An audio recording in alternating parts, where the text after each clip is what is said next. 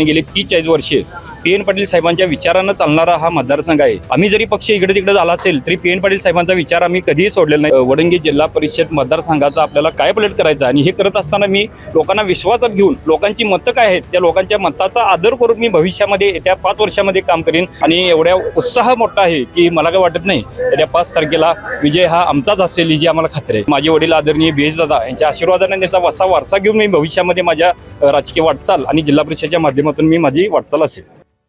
माझ्यासोबत आहेत राष्ट्रवादी अजित पवार गटाचे वडंगी जिल्हा परिषद मतदारसंघातून निवडणूक लढवत असलेले रवी पाटील साहेब, आपण त्यांच्याशी बोलूयात। दादा, काय सांगाल, आज आपला उमेदवारी अर्ज आपण दाखल करत आहात, काय भावना आहेत? वडंगी जिल्हा परिषद मतदारसंघातून मी माझा राष्ट्रवादी काँग्रेस अजित पवार गट, आमचे नेते आदरणीय राहुल पाटील, राजेश पाटील दादा, त्याचबरोबर राष्ट्रवादीचे अध्यक्ष आदरणीय बाबासाहेब पाटील, तसेच सर्वच आमचे सहकारी नेते मंडळी आणि त्याचबरोबर माझ्यावर भरभरून प्रेम करणारे वडंगी जिल्हा परिषद मतदारसंघातील सर्वच मतदार बंधू भगिनी, ज्येष्ठ तरुण, महिला आणि सगळे आमचे मतदार बंधू यांच्या आशीर्वादानं मी आज शिवबालाजीचं दर्शन घेऊन त्या सर्वांच्या साक्षीनं मी आज माझा फॉर्म भरतोय आणि एवढ्या उत्साह मोठा आहे की मला काय वाटत नाही येत्या 5 तारखेला विजय हा आमचाच असेल जी आम्हाला खात्री आहे। आता प्रचार यंत्रणा गतिमान झालेली आहे, अवघे काही दिवस शिल्लक आहेत, नेमके कोणते मुद्दे अजेंडे घेऊन आपण लोकांसमोर जातात? खरं तर सगळ्यात महत्त्वाचं म्हणजे आमच्या मतदारसंघामध्ये जवळपास 10 गाव आहेत, वडंग्यापासून ते हनुमंतवाडीपर्यंत। ह्या 10 गावचं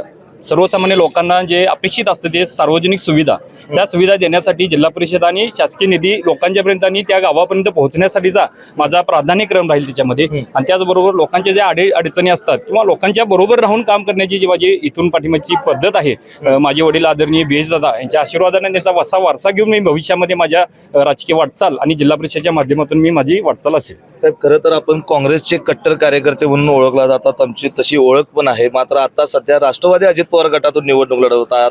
काय वाटतंय, या जिल्हा परिषद मतदारसंघातील गावातील लोकांचा, ग्रामस्थांचा किती साथ तुम्हाला पाठिंबा मिळेल असं वाटतंय? खऱ्या अर्थानं करवीर तालुका हा ज्यावेळी आम्ही राजकारण बघतोय आणि गेली 30-40 वर्षे पी.एन. पाटील साहेबांच्या विचारांना चालणारा हा मतदारसंघ आहे आणि आजपर्यंत ज्यावेळी पी.एन. पाटील साहेब आणि त्यांच्या नेतृत्वाखाली आमच्यासारखे सर्व कार्यकर्ते काम करत असतात। आम्ही जरी पक्ष इकडे तिकडे झाला असेल तरी पी.एन. पाटील साहेबांचा विचार आम्ही कधीही सोडलेला नाही। त्यामुळं जे विचारसरणी आहे काँग्रेसची किंवा राष्ट्रवादीची, त्या विचारसरणीनुसारच आमची वाटचाल असेल।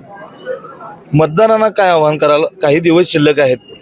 मी या निमित्तानं माझा उमेदवारी अर्ज भरत असताना मी माझ्या मतदारसंघातील सर्व माता भगिनींना आणि ज्येष्ठ माझे तरुण मित्र या सगळ्यांना आव्हान करतो की वडंगी जिल्हा परिषद मतदारसंघाचा आपल्याला काय पलट करायचा आणि हे करत असताना मी लोकांना विश्वासात घेऊन लोकांची मतं काय आहेत त्या लोकांच्या मताचा आदर करून मी भविष्यामध्ये येत्या 5 वर्षामध्ये काम करीन आणि जे काही गेल्या 5-10 वर्षामध्ये इथले काही प्रश्न राहिले असतील ते प्रश्न सोडण्यासाठी माझा प्राधान्यक्रम असेल।